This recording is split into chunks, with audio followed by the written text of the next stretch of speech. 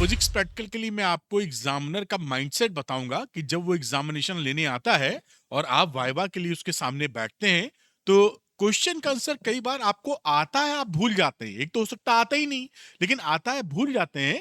तो उस समय भी आपको क्या जवाब एग्जामिनर को देना है, क्योंकि एग्जामिनर सुबह से कई बच्चों का वाइवा ले चुका होता है, वो थक चुका होता है। वो बस आपसे ये चाहता है कि आप कुछ ऐसा बोल दो उससे कि वो खुश हो जाए कि अब बच्चा पढ़ना लिखना चाहता है। यही उसकी फीलिंग होती है।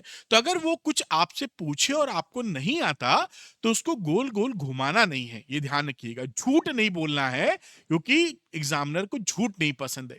एग्जामिनर को आपकी ऑनेस्टी पसंद है, ये उसका माइंडसेट होता है। तो अगर आप कुछ क्वेश्चन वो पूछे और नहीं आता तो सिंपली उसकी आंखों में देखकर प्यार से पोलाइटली बोल दीजिए, सॉरी सर अभी याद नहीं आ रहा है या मैं रिकॉल नहीं कर पा रहा हूं।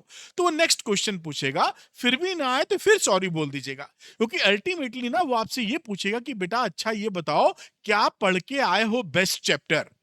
बस आप जो चैप्टर पढ़ के आए हैं, मैं आपको 5 चैप्टर का ऑप्शन दूंगा, कोई भी 3 चैप्टर उनमें से तैयार कर लीजिएगा, वो चैप्टर बोलिएगा और उस पे उसको एकदम बोल के पी जाइएगा। फिर एग्जामिनर आपसे पूछेगा और उसका रिप्लाई कर दीजिएगा। आपको 30 में 30 मिलने की संभावना बहुत स्ट्रांग हो जाएगी, क्योंकि आप जानते हैं ना कि सारी चीज एक तरफ होती है और जो वाइवा का आपका जो इंप्रेशन होता है, क्योंकि एक्सटर्नल एग्जामिनर वही देखता है, वही सच्चाई है अक्रॉस द टेबल बैठ के।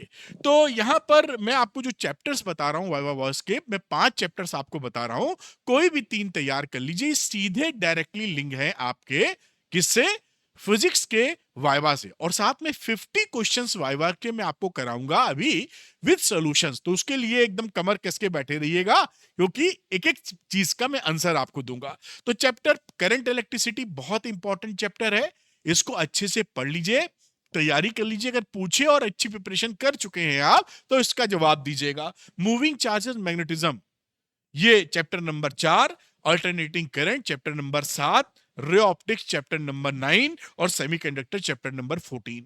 इनमें से कोई भी 3 चैप्टर, क्योंकि ये पांचों जो चैप्टर्स हैं आपके फिजिक्स प्रैक्टिकल से रिलेटेड है, घूम फिर के यही इन्हीं 5 चैप्टर में से क्वेश्चन पूछे जाएंगे, क्योंकि ये फिजिक्स प्रैक्टिकल से रिलेटेड है। कोई भी धांसू तैयार कीजिए और निपटा मारिए। चलिए शुरू करते हैं वाइवा वॉइस क्वेश्चंस को। ध्यान से सुनते जाइए, इनका सॉल्यूशंस मैं आपको बताता जाऊंगा। तो मैं शुरू करता हूं 1 2 3 4 करके, थोड़ा किनारे आ जाता हूं, जैसे मैंने 1 2 3 4 लिख दिया है।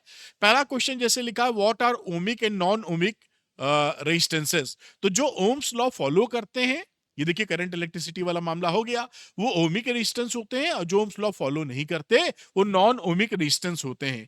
कॉमन एग्जांपल्स पूछ रहे हैं नॉन ओमिक रेजिस्टेंस का, तो सेमीकंडक्टर में आपने डायोड्स पढ़ रखा है, वो डायोड एकदम आपका नॉन ओमिक रेजिस्टेंस का एग्जांपल होता है। परफेक्टली आप उसका आंसर कर दीजिए। या कंडक्टर की जब ज्यादा देर तक आप करंट फ्लो करते हैं तो हीट की वजह से वो नॉन ओमिक बन जाता है।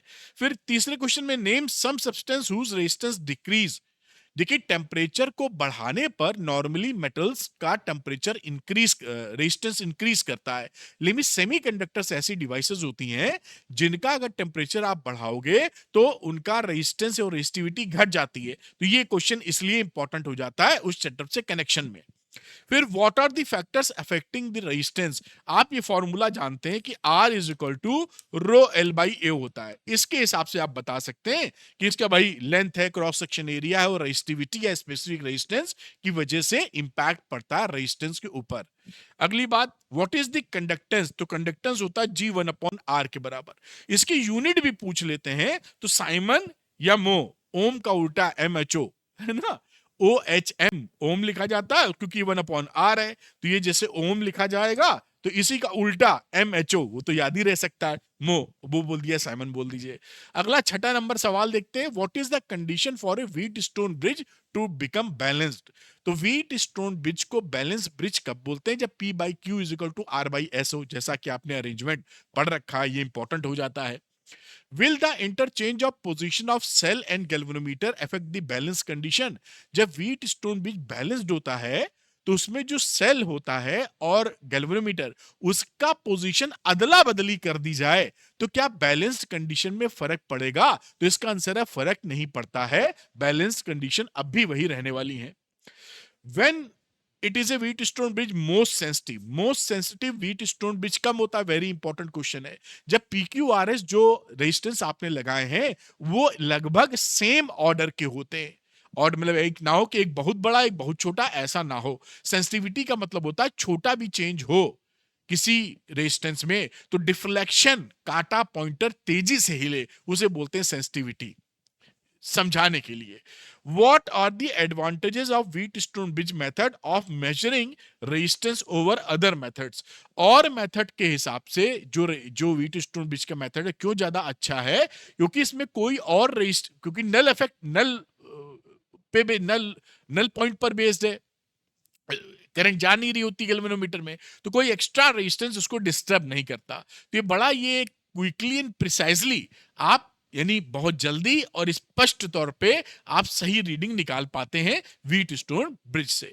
तो number 10, what is the galvanometer. तो गैल्वेनोमीटर क्या होता है, ये एक डिवाइस, ये ध्यान रखिएगा, ये एग्जामिनर बातचीत में भी पूछ सकता है कि भाई गैल्वेनोमीटर देखा है क्या आपने, आप कहोगे देखा है, तो गैल्वेनोमीटर क्या करता है बताइए, ऐसे बातचीत करने लगेगा। ऐसा नहीं कि गड़ागड़ क्वेश्चन, बातचीत होगी ना, तो घबराना नहीं है कि आता वो भूल जाए। अब यहाँ पे जैसे पूछा गैल्वेनोमीटर क्या करता है, तो आप बोलेंगे कि गैल्वेनोमीटर जो है वो डिटेक्शन ऑफ करंट का काम करता है। तो वही पूछ सकता है कि भाई करंट नापता नहीं है क्या, तो तुम ये बोलोगे कि करंट बहुत ही माइक्रो एम्पियर की करंट नाप सकता है, ज्यादा बड़ी करंट आप दोगे सर तो फूकने का, क्योंकि हाईली सेंसिटिव डिवाइस है, वो जल सकता है, ब्लोन आउट हो सकता है, बर्न हो सकता है। तो वो समझ जाएगा कि आपको कॉन्सेप्ट क्लियर है। Why the scale of galvanometer has zero in the middle. जो गैल्वेनोमीटर की रीडिंग होती है उसके बीच में जीरो होता है, क्योंकि पॉइंटर इधर या इधर दोनों तरफ जा सकता है करंट जैसी जा रही हो। तो ये भी आप ध्यान रखिए, बड़ी बातचीत वाली बात है लेकिन पता हो। Do we have the positive and negative terminals in galvanometer. नहीं, पॉजिटिव और नेगेटिव टर्मिनल गैल्वेनोमीटर में नहीं लगाते, क्योंकि दोनों तरफ वो मूव कर देता है। Why the division of a galvanometer scale are equally spaced। ये जो डिविजन्स होते हैं स्केल के, ये इनके बीच का स्पेस सेम होता है, क्योंकि जब आप फॉर्मूला डेराइव करते हैं तो आई की वैल्यू, यानी करंट जो है इसके अंदर, वो डिफ्लेक्शन के लीनियर रिलेशनशिप में आती है। जितनी करंट उतना डिफ्लेक्शन, ये फायदा होता है कि आप इसको लीनियर स्केलिंग कर सकें। अगली कहानी 14वां, define figure of merit of a galvanometer. ये इंपॉर्टेंट है, कई बच्चे कंफ्यूज होते हैं। The quantity of current required to produce a one division deflection. Galvanometer के एक डिवीजन डिफ्लेक्शन के लिए जितनी करंट चाहिए उस वैल्यू को बोलते हैं figure of merit of galvanometer. Very important question, नहीं पढ़ा तो कर पाना थोड़ा मुश्किल होगा। दूसरा, करंट सेंसिटिविटी क्या होती है। तो करंट सेंसिटिविटी होती है जब आप यूनिट करंट भेजें उसमें डिफ्लेक्शन जितना हो उसे करंट सेंसिटिविटी बोलते हैं। इसी तरह वोल्टेज सेंसिटिविटी होती है कि एक यूनिट वोल्टेज क्रिएट करें और जितना कांटा हिले वो वोल्टेज सेंसिटिविटी। सेंसिटिविटी दो प्रकार की होती है गैल्वेनोमीटर में, करंट और voltage sensitivity. Why is a galvanometer not suitable to work as a ammeter. क्योंकि सेंसिटिव डिवाइस है, बड़ी करंट्स को नहीं नाप सकता, वो जल जाएगा। ये बात पकड़ के रखिए।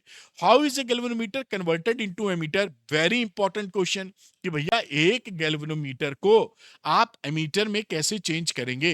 तो एमीटर में चेंज करने के लिए उसके पैरेलली एक शंट लगाते हैं आप, लो वैल्यू रेजिस्टेंस, तो गैल्वेनोमीटर एमीटर में चेंज हो जाता है। What is the full name of ammeter. तो एम्पियर मीटर उसका नाम होता है। एमीटर जो आप कहते हैं उसका पूरा नाम है एम्पियर मीटर। ये क्वेश्चन आपका हुआ। 19 पे आते हैं, can we increase. Very important कि ये दो क्वेश्चन बहुत इंपॉर्टेंट है, गलती बहुत होती है। क्या आप वोल्ट मीटर के रेंज को इंक्रीज एंड डिक्रीज कर सकते हैं। आंसर है जी हां, कर सकते हैं। The range of volt meter can be increase और डिक्रीज, क्योंकि जब आप गैल्वेनोमीटर को वोल्ट मीटर में लगाते हैं तो एक सीरीज में हाई वैल्यू रेजिस्टेंस लगाते हैं, उसको कम ज्यादा करके आप इसको घटा बढ़ा सकते हैं। अब यही क्वेश्चन जब एमीटर के लिए पूछा जाता है तो गलती होती है, क्योंकि इसमें पूछते हैं क्या आप बढ़ा घटा सकते हैं उसकी रेंज को। तो देखिए, हम बढ़ा तो सकते हैं मीटर की रेंज को, घटा नहीं सकते, ध्यान रखना। तो we can increase the range but can not decrease the range of a meter because I is less than IG, the value of shunt resistance become negative. Anyway, कुल मिला के इतना याद रखिए कि घटा नहीं सकते हैं। Can moving coil galvanometer be used to detect an AC current? क्या, ये भी बड़ा इंपॉर्टेंट सवाल है कि भाई जो गैल्वेनोमीटर होता है क्या एसी करंट नापने के लिए इस्तेमाल हो सकता है? आंसर है नहीं हो सकता, क्योंकि एसी करंट में तो डायरेक्शन बहुत तेजी से बदलती है। फ्रीक्वेंसी 50 हर्ट्ज की इंडिया में आती है, 100 बार पोलरिटी चेंज होगी, और ये होता है मूविंग इफेक्ट ऑफ मैग्नेटिज्म पर बेस्ड मूविंग मैग्नेटिक फील्ड पे। तो बार बार मैग्नेटिक फील्ड चेंज होगा, हिलेगा ही नहीं है, आपको दिखाई नहीं पड़ेगा। तो उसके लिए हॉट वायर इंस्ट्रूमेंट्स यूज किए जाते हैं, हॉट वायर गैल्वेनोमीटर यूज किए जाते हैं एसी करंट या एसी वोल्टेज को नापने के लिए। अब 20 why is the instrument called sonometer? तो सोनोमीटर आपके कोर्स में है, तो उसमें क्या है, sono means sound, therefore a sonometer is an instrument which measure the frequency of the sound.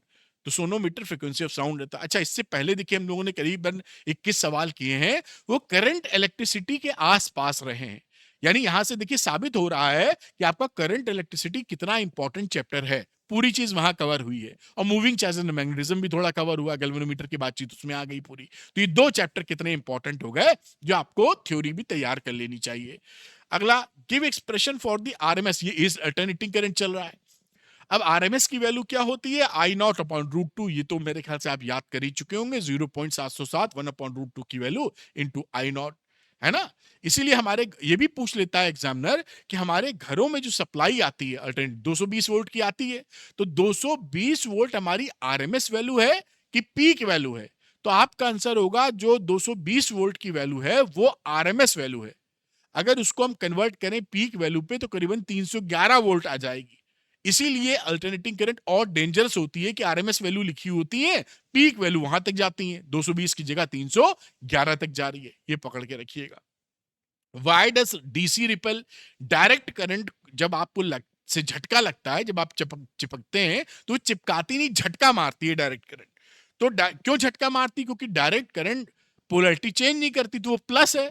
आपने भी छू लिया तो आप भी प्लस बन गए, तो प्लस प्लस ने झटका मार दिया। ये नॉर्मली होता है डीसी में। लेकिन जो अल्टरनेटिंग करंट होती है वो चिपका लेती है। मान लीजिए हमारे घर में, आपके घर में बिजली आ रही है और आपने गलती से हाथ टच हो गया, तो अल्टरनेटिंग करंट चिपका लेती है। उसका कारण क्या होता है कि अल्टरनेटिंग करंट की पोलरिटी बार बार बदल रही होती है। तो जब आपने छुआ तो वो प्लस था और आप भी प्लस होने चाहिए, लेकिन होता क्या है कि टाइम लैग की वजह से जब वो प्लस के साथ आप प्लस हो रहे हो तो तब तक वो माइनस हो जाता है। तो वो माइनस आप प्लस, तो दोनों लोग प्लस माइनस और चिपक गए। यानी आपको भयंकर शॉक लग रहा है लेकिन छोड़ते ही नहीं बनना है। तो डीसी झटका मारती है, एसी चिपका लेती है, ऐसे पकड़ेगा। मैंने इसका रीजन भी बताया। What is skin effect? AC में जो वायर्स होते हैं आपने देखा होगा अल्टरनेटिंग करंट के लिए, वो यहां पर है नहीं, वरना मैं छील के दिखाता है एक आपको। उसके ने पतले पतले आप देखे होंगे, जो जैसे कि घर में जो वायरिंग होती है, कोई भी वायर लेंगे कॉपर, तो बहुत सारे वायर्स एक दूसरे के ऊपर गुथे होते हैं ऐसे, है ना, ऐसे लिपटा होते हैं। तो एक मोटा वायर नहीं डाला जाता कॉपर का, बहुत बारीक पतले पतले वायर डाले जाते हैं। मैं दिखाना चाह रहा था लेकिन चलिए यहां नहीं दिखा है। आप भी वायर को छीलेंगे दांत से, हम लोग तो छील लेते हैं, छीलेंगे तो बहुत पतले पतले वायर निकलेंगे। क्यों? क्योंकि जो अल्टरनेटिंग करंट होती है वो वायर के कॉपर के सरफेस पे जाती है, अंदर से जाना पसंद नहीं करती। इसलिए हमें सरफेस एरिया बढ़ाना पड़ता है, जिससे कई सारी वायर्स मिलकर सरफेस एरिया बढ़ा देती हैं, तो हमारी करंट आसानी से जा सकती है। तो स्किन इफेक्ट क्या हुआ कि कॉपर की स्किन से जा रहा है स्किन तो ऊपर ही होती है, ऐसे याद रखिए। आप पूछे तो प्रेम से जवाब दीजिएगा, पूरे नंबर मिलेंगे। अब what is the radius of curvature of a plane mirror? तो प्लेन मिरर की जो रेडियस ऑफ कर्वेचर होती है वो इनफाइनाइट होती है, क्योंकि मुड़ता यह है नहीं, तो इनफाइनाइट हो गई। वाई ये रे ऑप्टिक्स चल रहा है। Why a convex mirror is used as a diverging mirror in driving mirror in automobile? देखिए ऑटोमोबाइल में कॉन्वेक्स मिरर लगाए जाते हैं बाजू में, जो पीछे देखने के काम आते हैं, क्योंकि एक तो सीधी इमेज बनाते हैं। तो पीछे मान लीजिए आप जानते ही हैं कि भारत की सड़कों पर गाय बैल कुत्ता सांड सब बड़े आराम से चल रहे होते हैं, तो वो भी दिखने चाहिए, नहीं तो आप एक्सीडेंट हो सकता है। तो वो आपको सीधे दिखते हैं। और दूसरा क्या, ज्यादा छोटी इमेज बनती है तो ज्यादा वाइडर व्यू व्यू एंगल मिलता है, तो ज्यादा एरिया दिखता है। तो आप अंदाजा लगा सकते हैं कि भाई पीछे से कोई आ तो नहीं रहा जिससे बचना होगा या उसको बचाना होगा आपको। इसलिए आपको कॉन्वेक्स मिरर यूज किए जाते हैं, erect images and diminished images, that is the reason you get the broader range of viewing। ये बात पकड़ लीजिए। What is the paraxial and marginal rays, कई बच्चों को नहीं पता होती, तो एक एग्जांपल ले लेते हैं। चलिए इस बार लेंस का ले लेते हैं, क्या है रेज, रेज वेज के उसमें, चलिए कोई भी। तो ये मैं ऐसे ले लेता हूं। ये इसका जो प्रिंसिपल एक्सिस होता है, इसके पास वाली जो रेज होती हैं इनको बोलते हैं पैरेक्सियल रेज, और जो इस प्रिंसिपल एक्सिस से दूर होती हैं ये है मार्जिनल रेज और ये पैरेक्सियल रेज। बस इतनी सी बात है, दोनों का बिहेवियर थोड़ा डिफरेंट हो जाता है, ये मार्जिनल मार्जिन और पैरेक्सियल रेज हो गई। अच्छा आगे, does chromatic aberration take place in mirrors, जो क्रोमेटिक एबेरेशन होता है वो मिरर्स में नहीं होता है, तो वो लेंसेज में होता है, यानी कलर का फैलना। तो कलर का फैलना की घटना मिरर्स में नहीं होती, वो लेंसेज में, रिफ्रैक्शन में होती है। जबकि स्फेरिकल एबेरेशन आपका मेनली होता है लेंस और मिरर्स दोनों में, तो उसके लिए हम लोग यूज करते हैं। ये स्फेरिकल एबेरेशन का मतलब होता है रेज एक जगह नहीं मिलती। जैसे आप ये मिरर ले रखे हैं, तो यहाँ रे डालेंगे, यहाँ पास में रे डालेंगे, तो कोई कहीं मिल जाएगी, कोई कहीं मिल जाएगी, एक पॉइंट पर नहीं मिलेगी। इसको पैराबोलाइडिकल मिरर्स यूज करते हैं इस कमी को, इस गड़बड़ी को दूर करने के लिए। तो what is the type of eye lens? Eye lens हमारा कॉन्वेक्स होता है, ये ह्यूमन आई की बात कर रहा है, तो हमारा आपका सभी का आई लेंस कॉन्वेक्स होगा। What is a lens makers formula? ये भी आपको याद होना चाहिए। Lens makers formula 1/f n 2/n1 -1 1/r1 -1/2। Actually ये लेंस बनाने वाले इस फॉर्मूले का यूज करते हैं, इसलिए इसको लेंस मेकर्स फॉर्मूला बोलते हैं। चश्मा बनाने जाते हैं तो उसी से अंदाजा, मशीनें होती हैं उससे बात कर ली जाती है, मतलब बना ली जाती है। Use what under what condition does the nature of a lens change? जो लेंस का यानी कॉन्वेक्स है तो कॉनकेव कब हो जाएगा? तो ऐसे लिक्विड में डाल दीजिए कि लिक्विड का रिफ्रैक्टिव इंडेक्स और उस लेंस के रिफ्रैक्टिव इंडेक्स से ज्यादा हो, बस वो मामला पलट जाएगा। कॉन्वेक्स बन जाएगा कॉनकेव और कॉनकेव बन जाएगा कॉन्वेक्स। इस तरह इसको पकड़ लीजिए।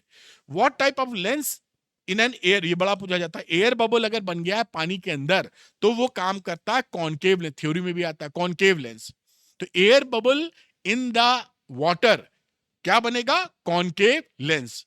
अब आगे, on what factors does the angle of deviation depends? Angle of deviation आप जानते हैं, डेल्टा, जो एक्सपेरिमेंट भी करते हैं, रे ऑप्टिक्स का सवाल हो गया। तो डेल्टा किस पे डिपेंड करता है?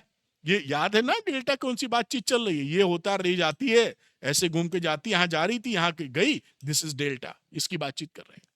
तो एंगल ऑफ इंसिडेंस, ये कितना एंगल है आई, उस पर बातचीत की जाती है। उसके बाद refracting angle of prism, prism का ए कितना है, angle of prism, material of the refractive index, colour, किस कलर की लाइट है, इन सब पे डेल्टा। ये बहुत इंपॉर्टेंट सवाल है, और अगर आप ध्यान नहीं देंगे तो 4 पॉइंट में एक आधे भूल ही जाएंगे, और घबरा गए तो कोई चारों भूल जाए। तो इसको आप जरूर याद कीजिएगा, अगर रे ऑप्टिक्स का एक्सपेरिमेंट मिल गया तो पूछा बहुत ज्यादा जरूर इंपॉर्टेंट है। What is the speciality about minimum deviation? इसी में जो डेल्टा होता है, जब एक्सपेरिमेंट करते हैं तो एक मिनिमम वैल्यू मिलती है डेल्टा एम की। तो डेल्टा एम की खास बात क्या होती है कि ये जो रे निकल रही है इस समय, ये एंगल आई इस एंगल आई डैश के बराबर होता है, और आर डैश भी बराबर होता है। कहां पर? डेल्टा एम पर। और एक और बात, ये जो रे जा रही है ये बेस के पैरेलल होती इन दी prism.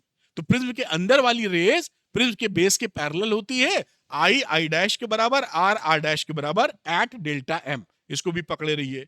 Does the angle of minimum deviation depend upon the colour of light? Answer है यस। यानी अगर लाल पीली नीली गुलाबी कलर कर देंगे तो डेल्टा एम चेंज हो जाएगा, क्योंकि रिफ्रैक्टिव इंडेक्स उसके लिए अलग अलग होता है। Which colour will travel faster and slower? कई लोग ये सोचते हैं कि भाई किसी भी कलर की लाइट हो और सब मीडियम में एक ही स्पीड रहेगी, ऐसा नहीं होता। हर कलर की स्पीड मीडियम में, वैक्यूम में सेम होती है, लेकिन अलग अलग मीडियम में अलग अलग होती है। तो यहां पर रेड जो होता है वो फास्टेस्ट होता है, सबसे तेज चलने वाला लाल, और सबसे धीरा चलने वाला वायलेट। और वैक्यूम में सबकी सेम, लाल पीली नीली गुलाबी सब वैक्यूम में सेम है, लेकिन मीडियम में red will be fastest, violet will be slowest.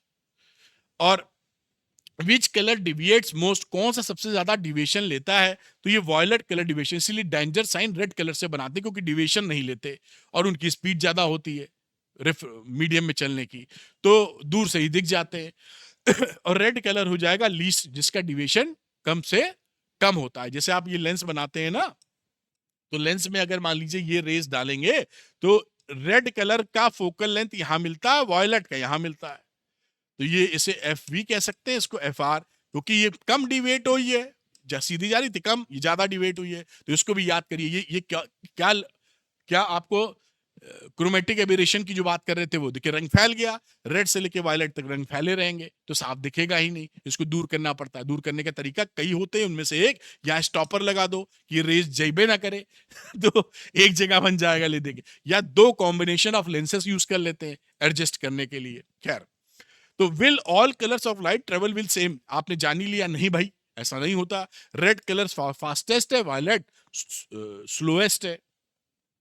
Refractive index जो होता है 1 अपॉन लेमडा के प्रोपोर्शनल, इनवर्सली प्रोपोर्शनल होता है।